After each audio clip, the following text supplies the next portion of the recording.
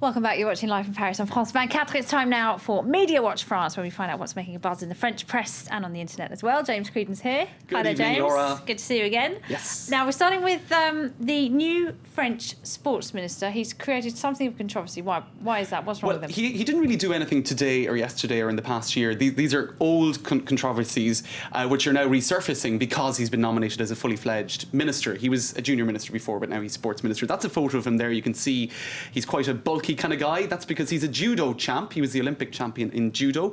In any case, this morning, another minister in the government, she's the Minister for Social Affairs, Roselyne Bachelot, was asked a question on RTL radio.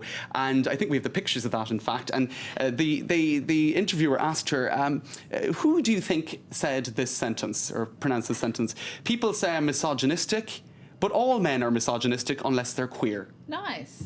Managed to insult two groups of people there. And that's exactly what Roselyne Bachelot said. She said, well, that's, in one sentence to be a misogynist and a homophobe is pretty impressive. And the presenter said, well, that is actually your new ministerial colleague, David Douillet. And of course then she got really embarrassed and got a bit red-faced and said, well, he has got some progress to make and I'm going to tell him that in person.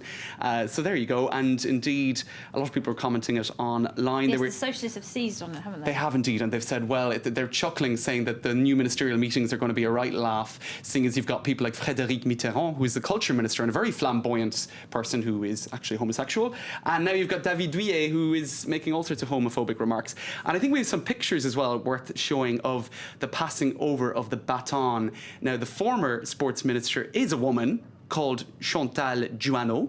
She's also a karate champ, so you kind of see there's a bit of a theme in France of picking successful sports types and putting them into the sports ministry. Right. But the thing is, in the past, David Douillet said, it's weird to see women doing combat sports. For a balanced family life, it would be better if they stayed at home. He's a gaff a minute, this guy, He's a gaff a minute. He? So yes, I think he's isolated pretty much every female politician at this rate of going. Yeah, dear. All right. Well, let's stay with politics though, because our old friend Martine Aubry, Socialist Party presidential candidate, is kicking up something of a stink of her own. That's right. Now, do you remember some weeks back we were saying how she was trying to cast herself in a more feminine light? She was trying to be more trendy, wasn't she? That's right. And there were efforts to project her as a sort of a more of a girly girl and all of that. There was a communications effort by her communications people. Now look at the photo they put on the front page of Libération of Martine Aubry last week. Now Libération is a left-leaning paper and they have a series at the moment once a week featuring candidates for the Socialist Party primary. So last week was Martine Aubry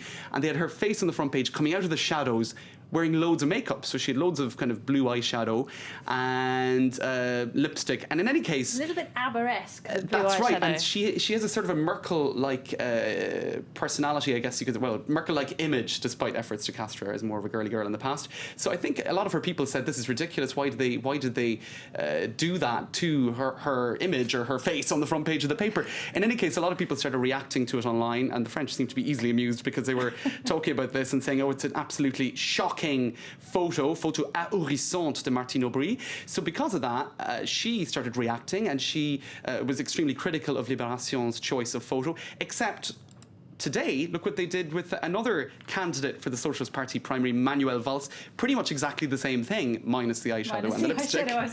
And so then, it became clear that Libération weren't picking on her, because what you saw online were people saying also, Libération must now be in favour of François Hollande if they chose to put such a terrible photo of Martine Aubry on the front page. In any case, this is all a bit of a storm in a teacup, but what it does show is how nervous the Socialist Party candidates are just ahead of the decision as to who will represent them in next year's presidential election. They're picking up on every tiny little detail. All right, okay, now moving on. This happens to me a lot, actually. You go into a shop to buy something and the guy goes, Madame, and then he corrects himself and goes, Mademoiselle, and he doesn't know what to call you exactly. It's a really funny little French You don't have that problem, of course. You're Monsieur, wherever you go, Monsieur, I'm always Monsieur, exactly. And in the English-speaking world, you'd be Ms, right? I mean, if you want to be politically correct. In any case, to give the context here, there's a bit of a controversy in France at the moment. Feminists have started a campaign pretty much today to get rid of Mademoiselle. Now, Mademoiselle is the French equivalent for Miss.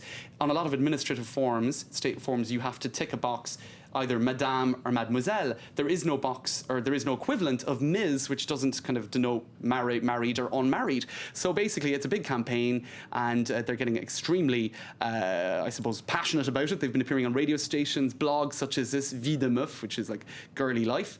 They've been talking about it. Les Inrecuptibles have a photo of Bridget Jones, I suppose, the eternal single lady, the eternal mademoiselle. She got married in the end, James. Did you not see the film? I actually didn't see the end of the film. I think I clicked off somewhere along the way.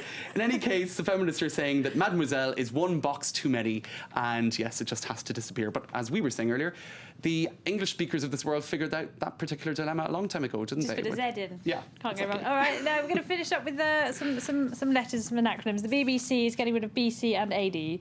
That's right. Now, speaking of kind of decisions Australia in the media did this world, as well recently, didn't they? That's right. And actually, the Australian media was commenting a lot about this earlier. I saw online. The Sydney Morning Herald was talking about it. The BBC basically have decided to do away with BC, as in before Christ, and AD, as in Anno Domini, and to use before Tony Blair. Or? They've just figured out that they're going to use a very neutral expression called the Common Era, before the Common Era and after the Common Era. Now, what this particular journalist on the right-leaning website Atlantico is saying is that this is political correctness taken to extreme degrees and political correctness gone mad. Completely, absolutely gone totally crazy. There's no need for it. And indeed, a lot of the journalists in the BBC are putting up a battle against this and saying that this is just really nonsensical, that across the Western world, people use BC and AD. Why should the BBC be the only sort of network?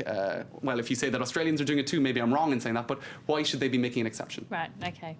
We won't do it. We won't do it. That's it. That's all I have. And France 24 is sticking with BBC, or BC. BC. No, not definitely BBC. Not sticking with BBC AD for now. All right, then. James Creedon, many thanks as always. Always a pleasure. That's it from James then. Up next, we're going to have all the latest headlines for you. Before that, though, our daily dose of web news.